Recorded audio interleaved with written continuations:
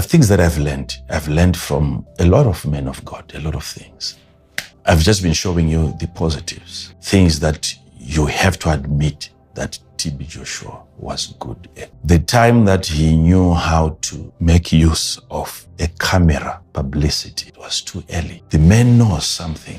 He's a man that I don't remember if there was ever a prophet who was good at giving out international prophecy. It started with him. If there were other prophets before, probably those were just general prophecies in passing, and then something comes to pass. We are talking of intentionally broadcasting a prophecy which is international in its nature. It was him who started it. Any other prophet who can claim that he was doing it before TB Joshua, people can claim. The best they can do is to show us the video.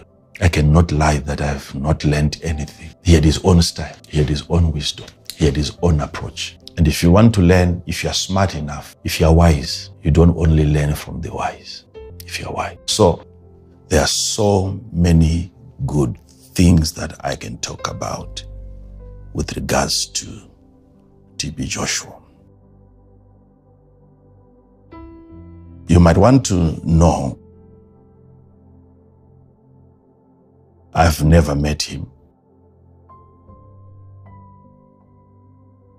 I've never been close to him. Yet I've spoken to him over the phone. At early stages of our ministry, we had some discussions on the phone. And he had things that he wanted to share with me. I also had things that I also needed to say. But we spoke, I think, for about not more than 6 times over the phone. And part of the conversation was that he needed me to visit him, to come to Scotland, to come to Nigeria. And I said, I cannot promise you that I'm coming. I will have to think about it. At the same time, we have things that I felt we needed to discuss, but not over the phone. And I did not then visit him. I didn't go to Nigeria for reasons that I can not share with you over here. Because over time, after days having spoken, even having told him that I'm going to think about it, I had my own personal experiences. I had things that I was not comfortable with, thoughts that came through my mind of how things were going to turn out. Anyway, I don't want to really get into that part, but I didn't go. I didn't go. Now remember the wise statements by one of the presidents of the United States of America, J.F. Kennedy. He once said that success has many fathers, but failure is an orphan. So I didn't go.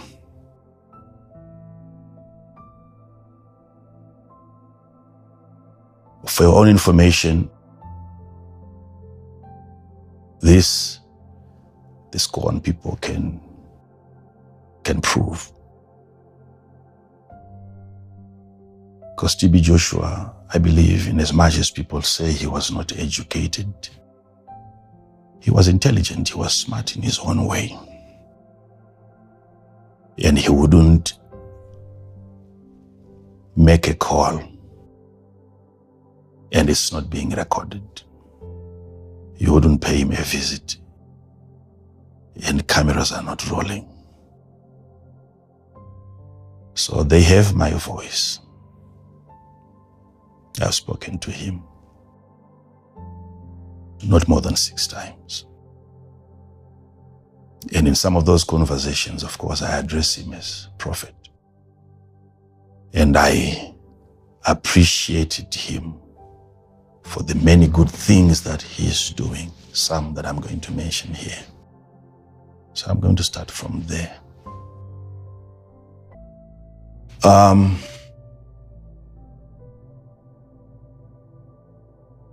I've watched several of his videos. If you look at the way that the man conducted himself, there are good things that we can learn. So let's keep on looking at what he was doing.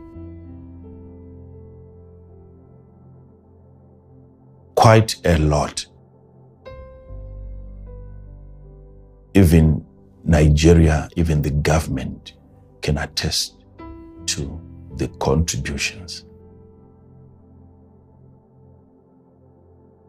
He was a religious attraction.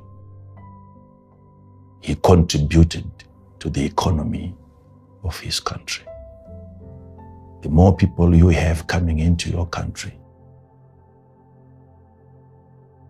that's a contribution to your economy. And are there things that you can say were wrong? Things that I've learned from a lot of men of God, a lot of things. I've just been showing you the positives. Things that you have to admit that TB Joshua was good at. The time that he knew how to make use of a camera, publicity, it was too early. The man knows something. The man knows something. If he did anything with his prophecies, if he edited prophecies, it depends on the way that you understand editing. Some of us, because God has also given us knowledge and understanding on how some of these things work. I would not discredit a man of God because he removed something from his prophecy. Personally, I would not. Because I know God himself removes a lot of things from what he tells his prophets.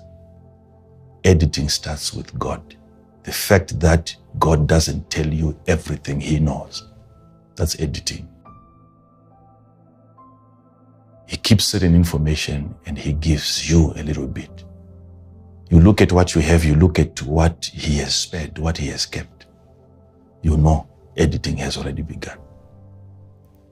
Number 2, the fact that a prophet cannot tell you everything that he heard from God. He has already edited. There is no camera there. There is no any external technology. But it's not everything that he sees that he tells you. He goes on to edit. Editing is happening. The Bible was edited. Some books said to be removed. You were given 66 books. Did they not remove? They did. Did they not add? They added what was not there. Chapters and verses were not in the Bible. So throw it away. It depends with your knowledge, your understanding, your wisdom.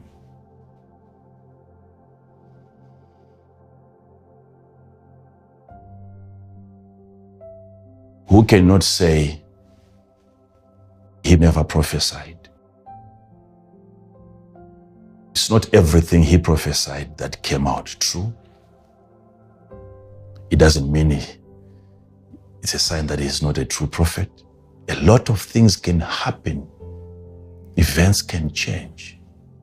People can pray against what you would have said.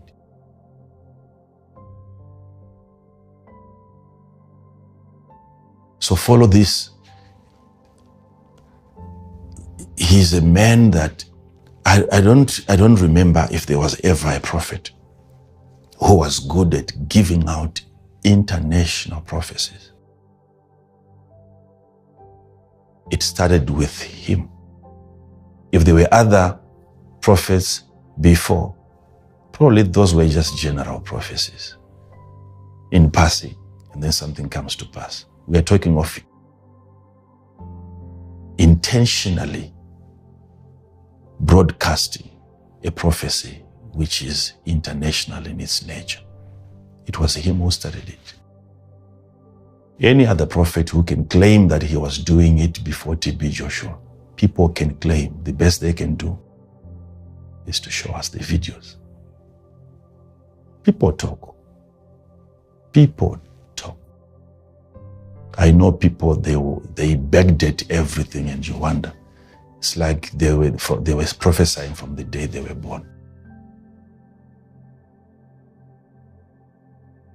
But most of the people making such claims, these are very recent people. These are modern prophets, and cameras were there, technology was present. You can show us one international prophecy that you gave before TB Joshua started doing so.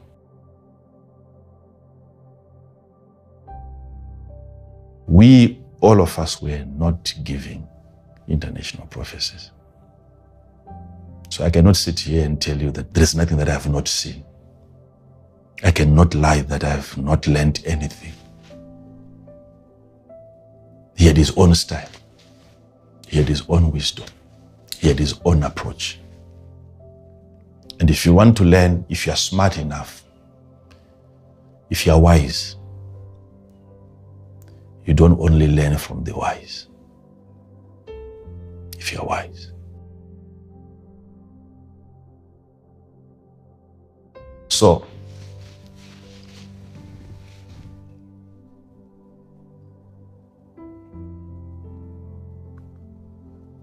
you cannot say there's never been a single miracle in Scorn. Even in that same church, in chapter 2 and chapter 3 of the book of 1 Samuel, where women were being slept with in church by the sons of Eli. And they were taking an offering from people before God could receive it. In that church, where such a thing was happening, you cannot say there was no miracle, because it was in that same place that Hannah went to. Hannah went to that same church. And Eli declared. And Hannah conceived. She was barren. And a miracle happened in that same church where ladies were being slept with. So even if he was sleeping with those girls, your assumption is then there shouldn't be any miracle happening. I'm giving you a church in the Bible where ladies were being slept with, and another lady came to the same church and she received a miracle. If you had to interview Hannah, she would tell you there is no sin in that church, simply because of a miracle that she got from there. Yet the rest of the girls are crying.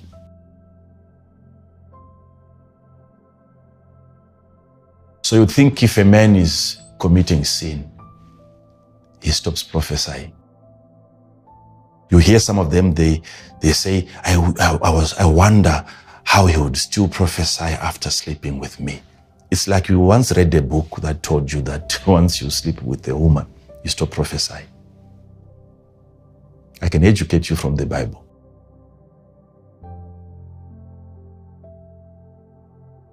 When Adam sinned, was it not the time that his eyes opened? It was the day he ate, he disobeyed. and what he took from that day. If you think that, okay, if you think that TB Joshua was prophesying by a charm, maybe there is a stick, maybe there is something that he eats and then he starts to prophesy. Isn't that the same case that we also received from Adam? Was it not a tree? Was it not a herb that he ate and his eyes opened and he began to see? And that was handed over to all of us. The sight he handed over to us. We have a father who disobeyed God and his eyes opened and he began to see. So why should you then wonder, how is it that a man can sleep with you and then he goes on to prophesy? How is it that a man in the garden sinned and his eyes opened? Lessons to be learned.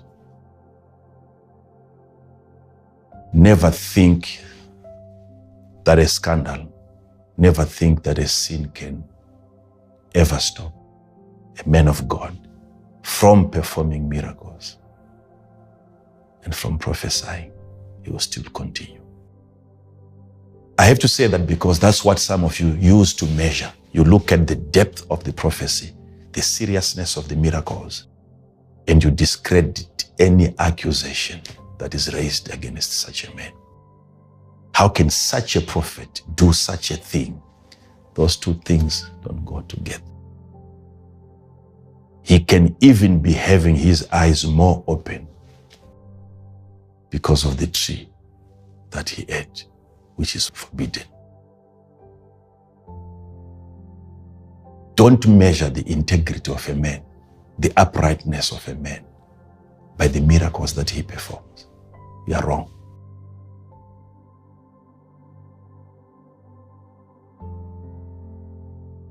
So, I hope you're following. So already I'm showing you things that are good and also things that are bad, so that your eyes can open. Now, okay, let's talk about that documentary by the BBC. I would have wanted to see proper, undeniable proof. And it's not there. The documentary, there is nothing investigative about the documentary. It's an interview. It's an interview. You are inviting people to share their story. They did not give us any proof. There is no proof whatsoever.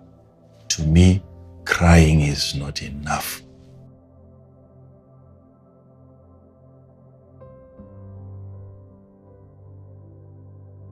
This is what I would have asked for as BBC, because my credibility is at stake.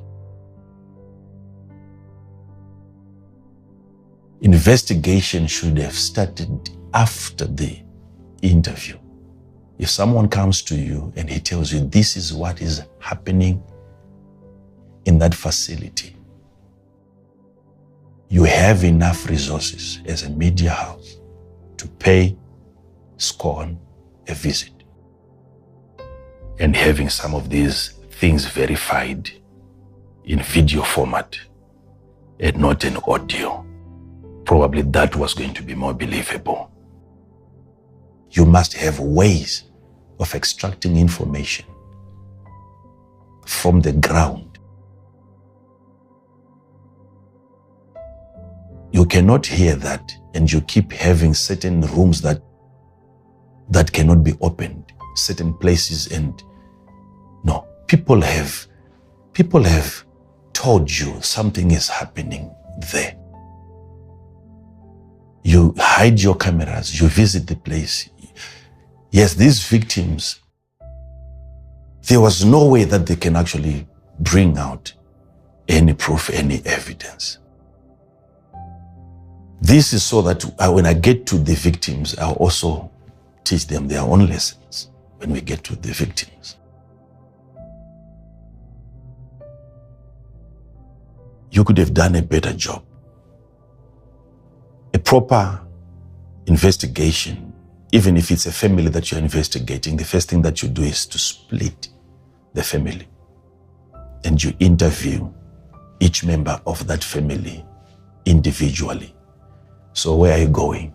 Why are you coming into this country? What have you brought into this country?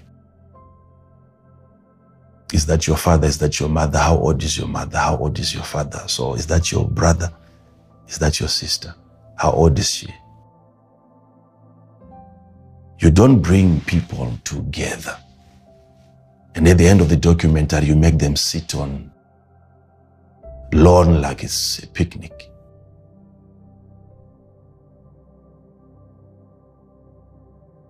If you think I'm attacking you as BBC, I'm even encouraging you to do a better job next time.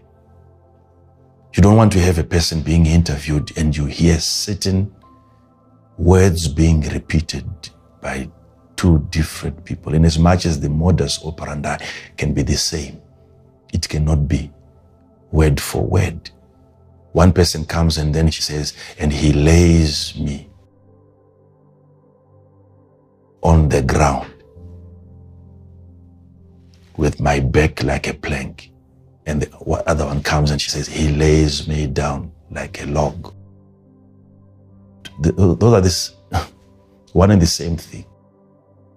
Why should you allow one person to listen to another person's interview before you interview him or her?